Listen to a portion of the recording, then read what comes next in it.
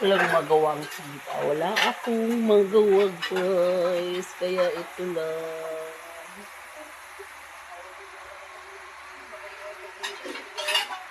Yung magawa sa buhay. Kapag umaga, ang kita ay ganito lang.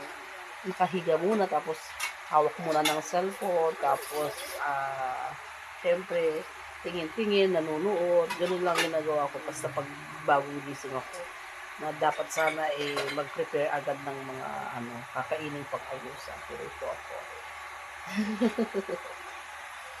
cellphone agad ang hawak. Iwasan. Nakasanayan na. Pagising, cellphone agad ang hawak. Ikaw, paggising mo, anong una mong hinahawakan? I'm sure, cellphone din ang hawak mo. Pero, ewan ko. Diba?